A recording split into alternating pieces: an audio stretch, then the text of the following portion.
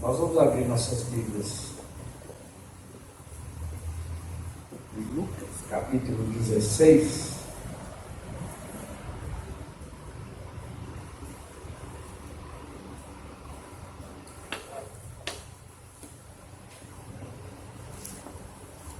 Mas antes nós vamos falar João 3,16.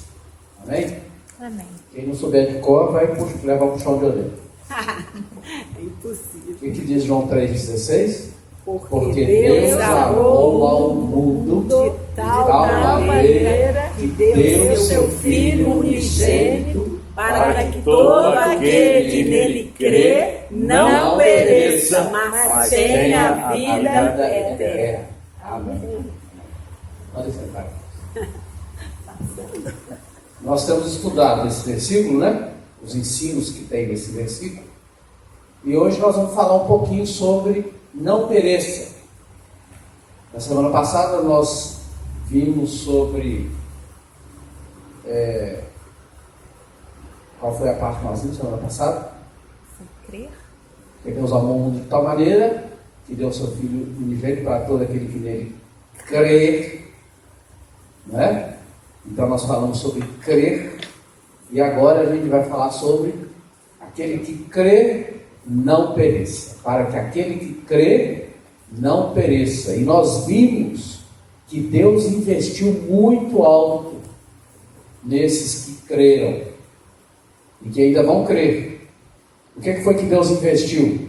Ele amou com o seu amor, que só Ele é a origem, só Deus é a origem desse amor, o amor sacrificial, o amor que valoriza tanto o objeto amado, que leva ele a fazer algo muito, muito, muito caro em favor do objeto do seu amor. Ele sacrificou o seu único filho, seu filho unigênito, para que todo aquele que nele crê não pereça. Então nós vamos ver o que significa não pereça.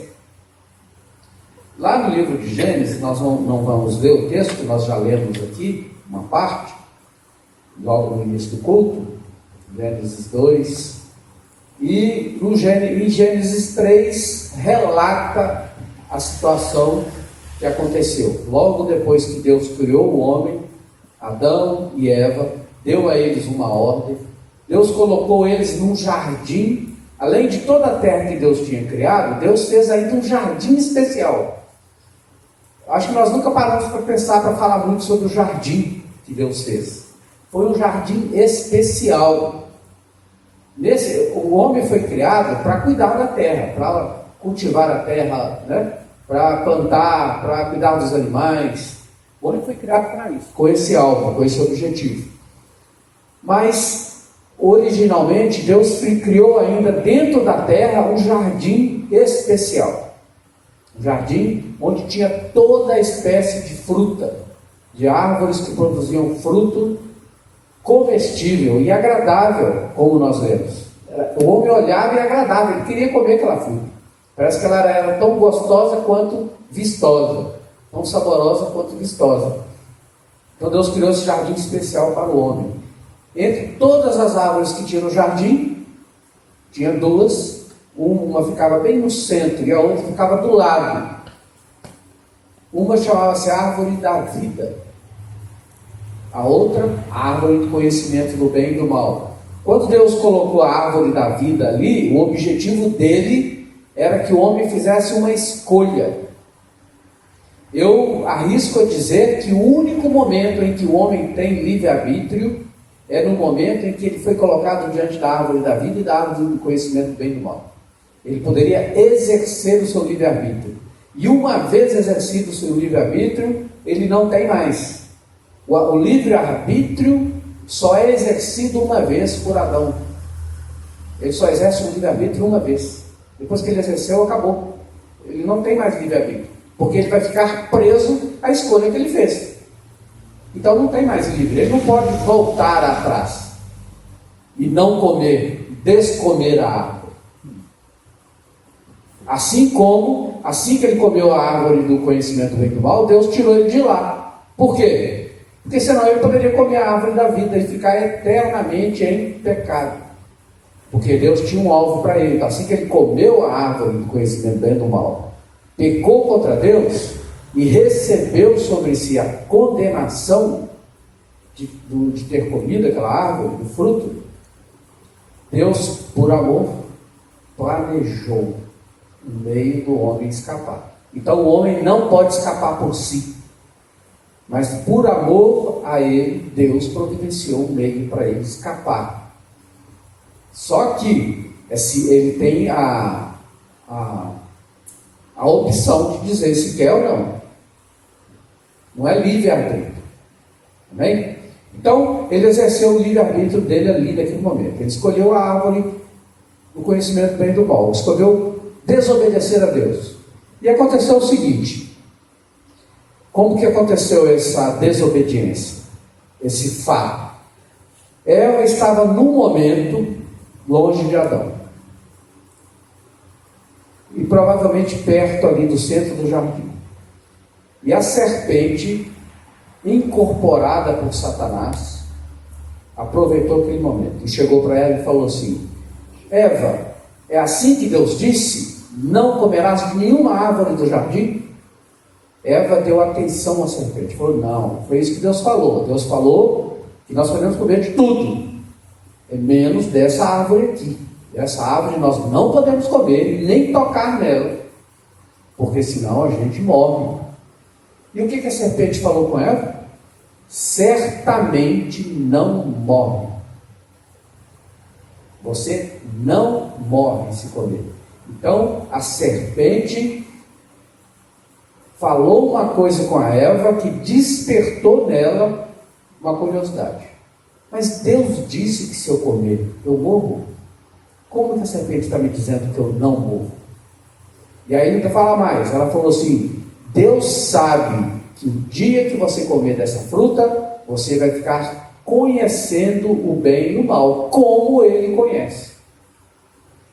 Como Ele conhece. Deus conhece o bem e o mal. E se você, Eva, comer dessa fruta, você vai ser igual a Deus.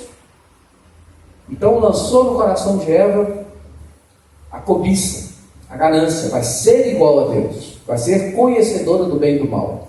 E Eva então olhou para aquela planta, para aquele fruto, com outros olhos. O que aconteceu com ela está lá em 1 Coríntios 11, 3. Diz ali que a serpente, quem abrir aí para nós pode até ler. 2 Coríntios capítulo 11, versículo 3.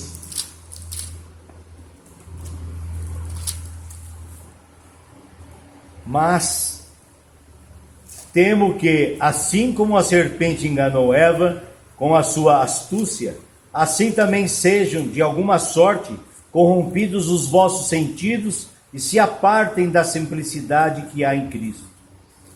Então, Paulo está falando para os coríntios: eu temo que, assim como a serpente enganou Eva, vocês também sejam enganados.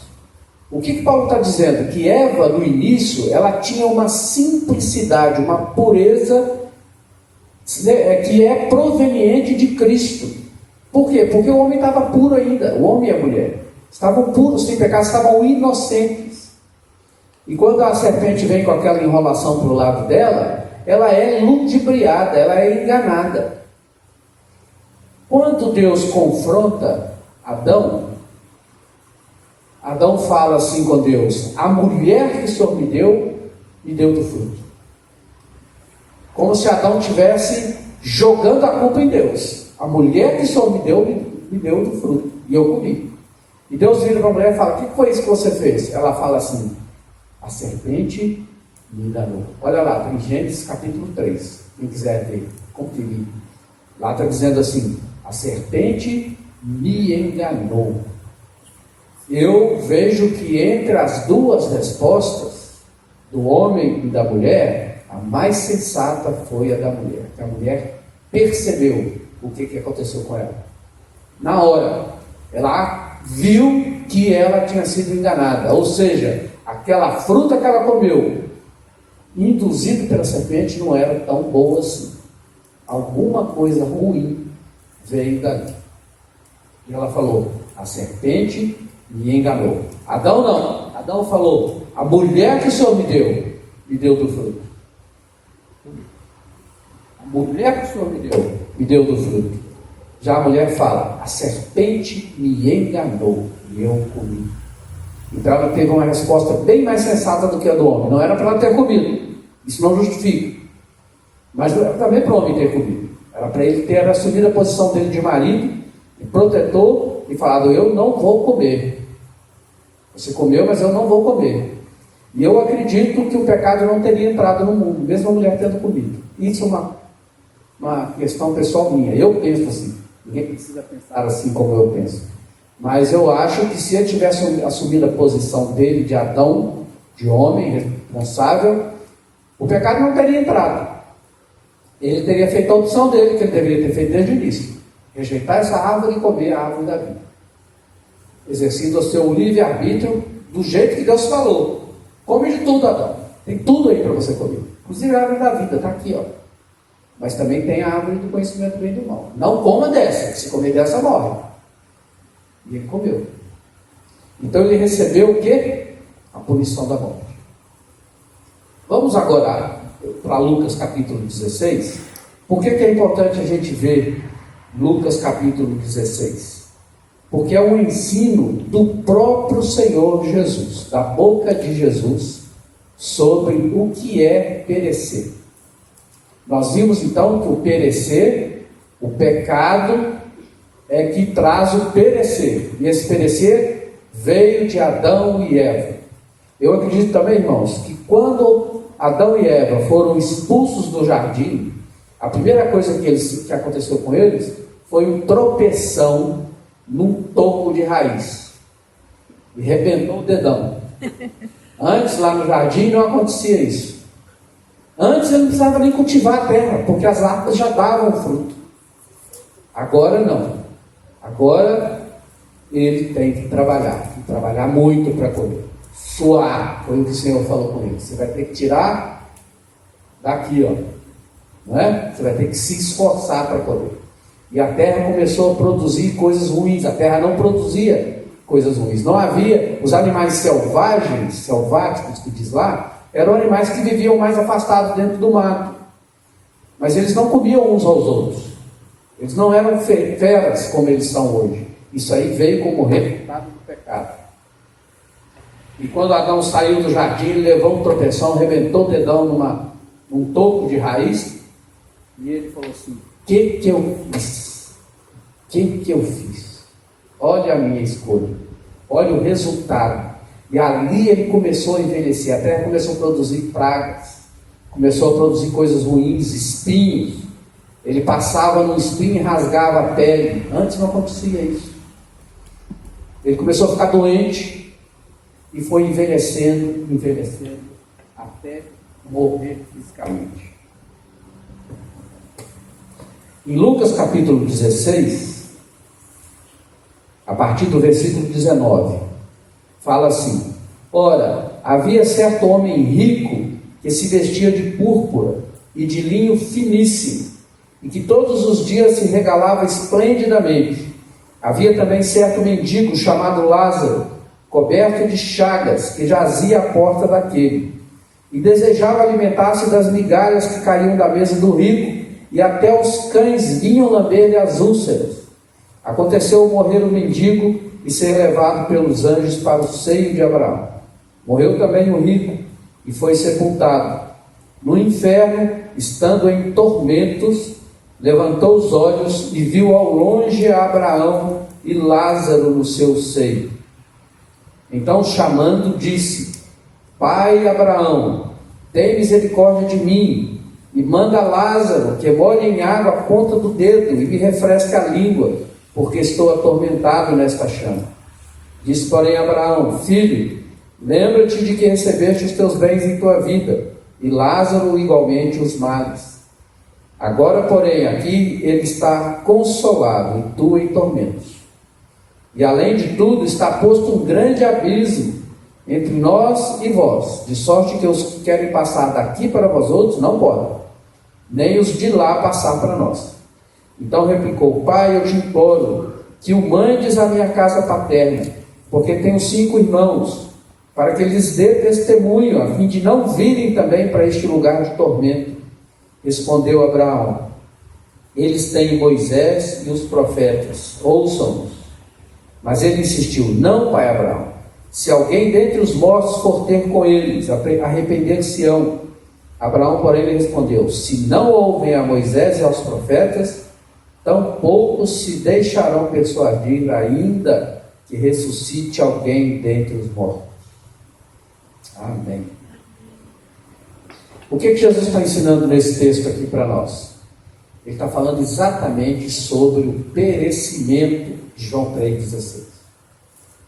Ele está falando lá em João 3,16 que Deus amou o mundo de tal maneira que deu o seu Filho unigênito, para que todo aquele que nele crê não pereça, mas tenha vida eterna. Então ele está falando aqui sobre o perecer, sobre o que vai acontecer. Alguém fez um levantamento, não fui eu, mas fez uma estatística sobre os ensinos de Jesus sobre o céu e sobre o inferno, sobre a vida depois da vida aqui na terra. E a conclusão que ele chegou é que Jesus falou mais do inferno do que do céu. Jesus ensinou mais sobre o inferno, sobre a realidade do inferno do que do céu. Por quê? Ele tinha um alvo, ele tinha um objetivo, que era alertar as pessoas de que o inferno é uma realidade, apesar de que tem muitos religiosos que não acreditam no inferno. Eles acham que o inferno é uma expressão apenas, é uma figura de linguagem, que não existe de fato. É do jeito que eles fazem em muitas igrejas com o diabo. Fala que o diabo não existe. E o diabo gosta muito disso, quando fala que ele não existe. Porque ele age na surdina, escondido. As pessoas não estão vendo, ou pelo menos não estão ligando. Atribuem o que ele faz à maldade do ser humano. E é ele que está agindo muitas vezes. Fazem isso também com relação ao inferno. Dizem: não existe inferno. Isso é só uma figura de linguagem. Deus é bom. Deus não ia criar um inferno para castigar o homem. Deus é bom. Sim, Deus é bom. Mas ele também é justiça. E ele advertiu antes. Ele advertiu antes. Eu tinha anotado aqui, não sei se vai dar tempo para a gente ver, muitos textos onde fala sobre isso. Mas ele advertiu antes: se pecar, morre. E como o homem pecou, tem que morrer. Inclusive o texto diz que, um dos textos diz que Deus não preparou o inferno para o homem. Por quê? Porque não era a intenção de Deus mandar o homem para lá. Para quem que Deus preparou o inferno? Para o diabo e os seus anjos. Para Satanás, que era o anjo principal lá do céu, e aqueles que seguiram ele, na rebelião que ele fez contra Deus lá.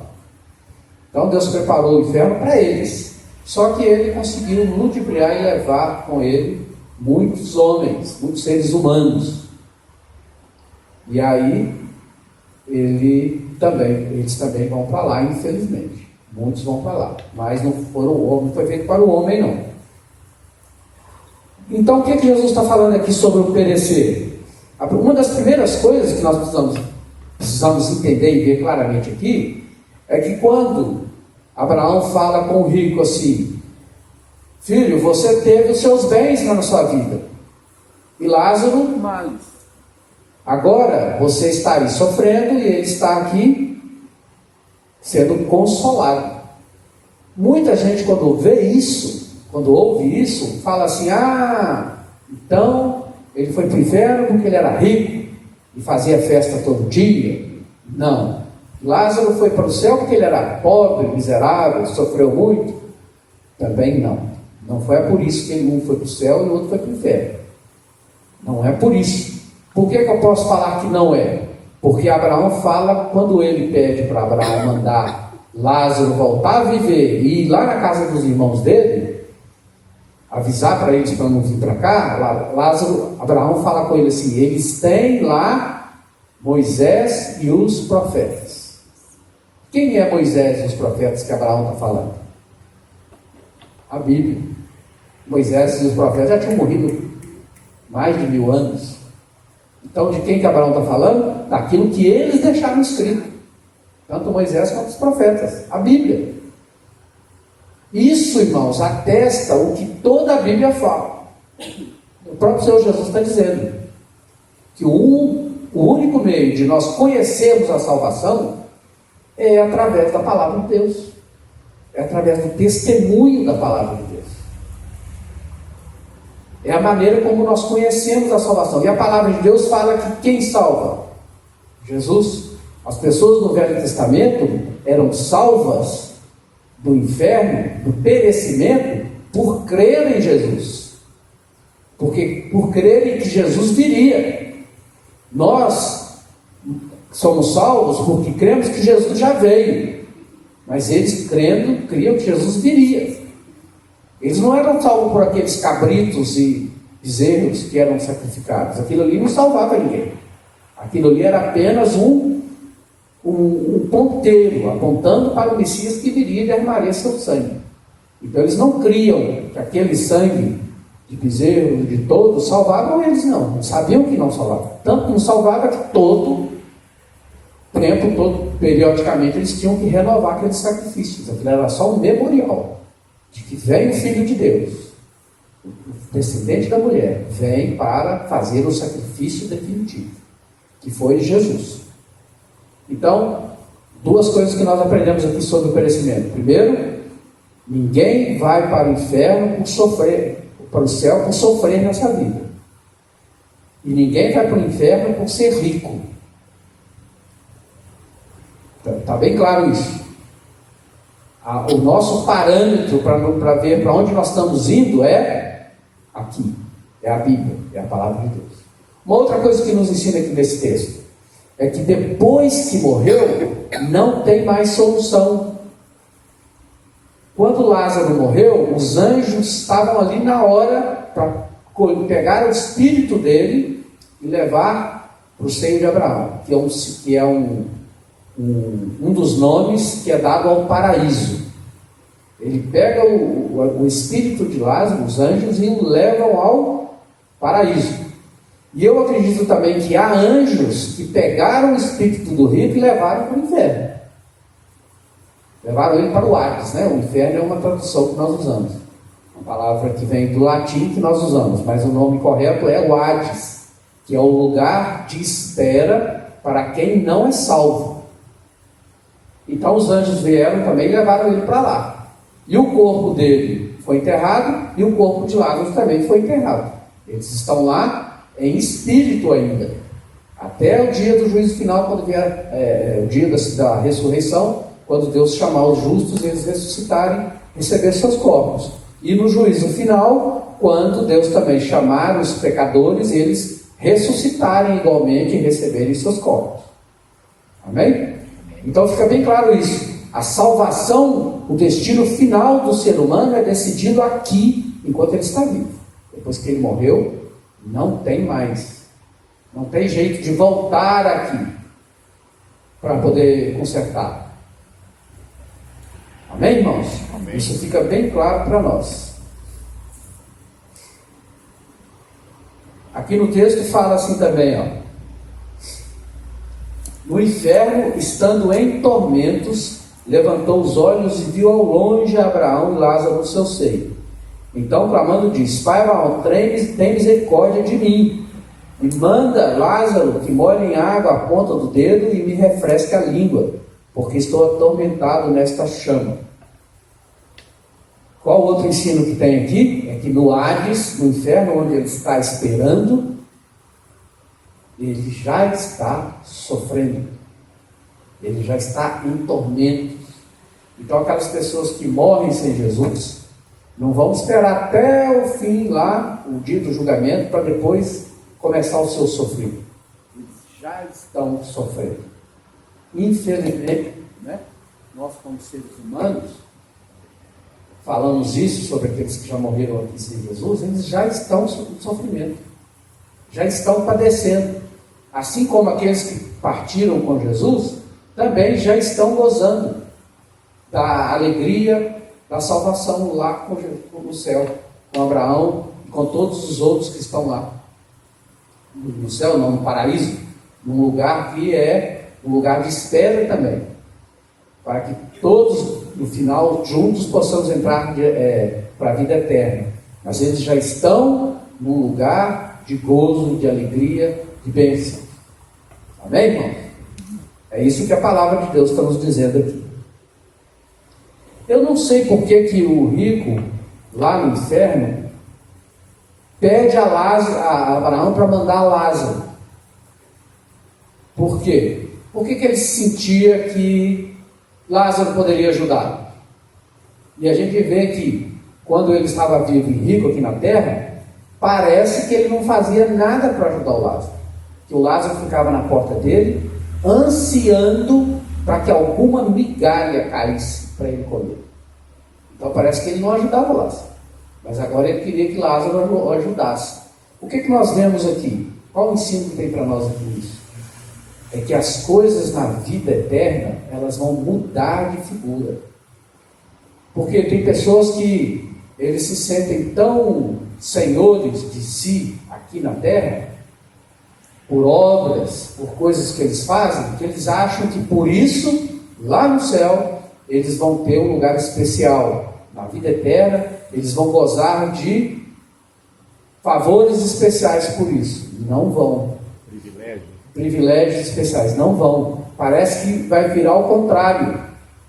Aqueles que aqui são os últimos, como disse Jesus, lá serão os primeiros. Aqueles que aqui, mesmo, estou falando de salvos, estou falando nem de os não salvos não, estou falando de salvos, mesmo aqueles que vão ser salvos, mas que aqui nessa terra vivem vida de abundância, sem se importar muito com os outros, lá no céu eles não vão ter muitas regalias. Claro que só de estar no céu já é o melhor que poderia ter, né? Não ir para o inferno.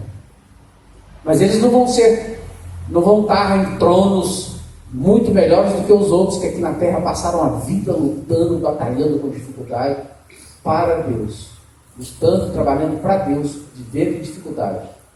Eu acredito que lá no céu eles vão ter mais galardão do que os outros. Parece que Deus está querendo mostrar aqui isso, que as coisas vão se inverter. Por quê? Aquilo que para nós aqui é valor, aquilo que para nós aqui importa, lá no céu não. Você lembra o que fala em Apocalipse sobre o céu? Que o céu, as ruas são de ouro. Imagina ruas de ouro aqui na terra. Não tem. O ouro aqui é um metal super precioso e super valorizado. No céu é coisa que a gente vai pisar. Então lá os valores serão outros. Amém, irmãos? Os valores serão outros. Vamos ver um texto que nós falamos que íamos olhar, para a gente ver como que Jesus falava sobre o céu e o inferno. Em Mateus 10, 28.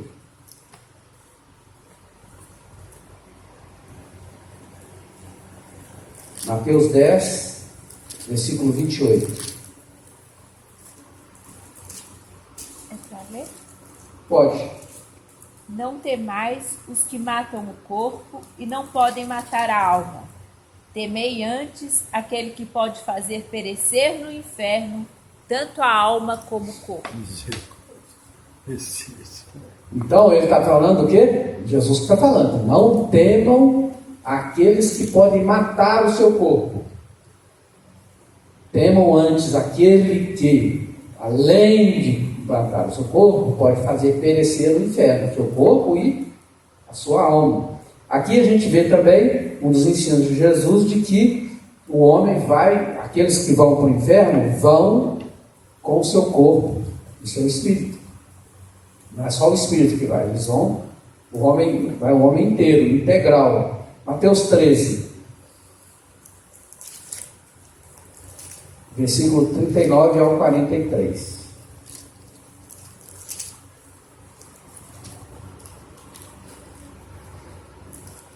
Aqui está falando sobre a parábola do joio. Aí fala assim, 39. O inimigo que o semeou é o diabo, a ceifa é a consumação do século, e os ceifeiros são os anjos. Pois assim como o joio é colhido e lançado ao fogo, assim será a consumação do século. Mandará o Filho do Homem os seus anjos, que ajuntarão do seu reino todos os escândalos e os que praticam a iniquidade, e os lançarão na fornalha acesa. Ali haverá choro e ranger de dentes. Então os justos resplandecerão como o sol no reino de seu Pai.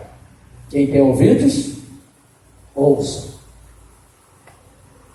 Não vamos ficar olhando outros versículos, todos são semelhantes a isso. E todos estão mostrando o ensino de Jesus sobre o céu e sobre o inferno. Como eu disse, ele falou mais sobre o inferno do que sobre o céu, a título de advertência para nós. Para nós que antes não conhecíamos, agora que nós conhecemos, também serve para nós ensinarmos às outras pessoas. Porque João diz que Deus amou de tal maneira ao mundo que deu o seu Filho unigênito para que todo aquele que nele crê não pereça, mas tenha a vida eterna. O perecimento daqueles que não aceitaram Jesus é real, é verdadeiro. Vamos abrir rapidamente João, capítulo 3. João capítulo 3.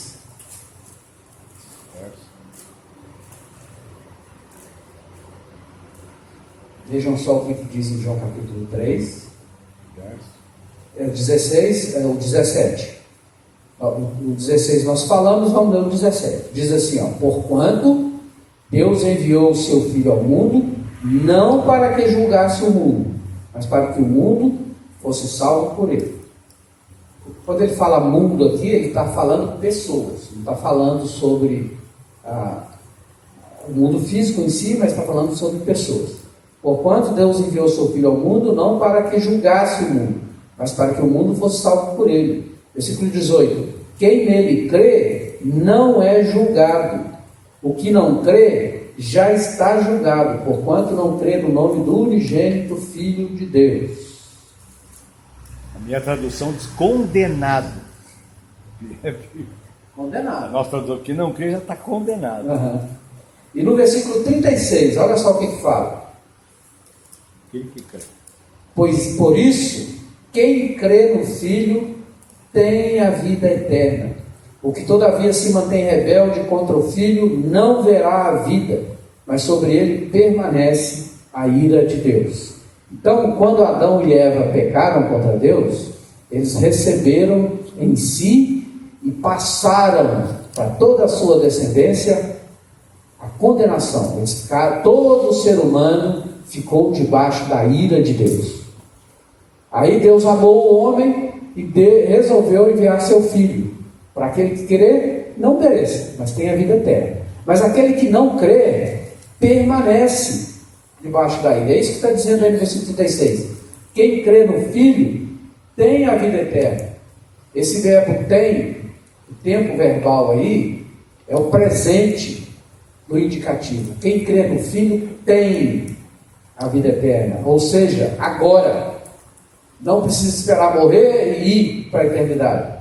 Agora tem a vida eterna. Quem crê no Filho tem a vida eterna. E quem não crê, o que todavia se mantém rebelde contra o Filho, não verá a vida, mas sobre ele permanece a ira de Deus.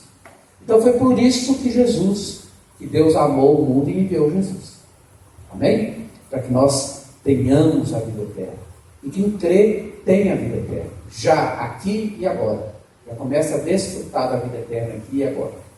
Como nós falamos antes, a gente vai passar por um processo de santificação, que é a separação. Deus vai tirando as coisas que não prestam na nossa vida e vai realçando as coisas boas. E vai nos dando as coisas melhores. Vai fazendo em nós coisas melhores. A gente vai mudando a nossa vida. Vai chegar um tempo que a gente vai olhar para trás e falar, puxa vida, como eu sou diferente do que eu era há algum tempo atrás. A gente nem vai reconhecer mais a gente como a gente era. Como a gente vai ficando cada vez mais parecido com o nosso amado Senhor Jesus. Amém. Amém, irmãos? Que o Senhor nos abençoe, então, com essa palavra. Amém.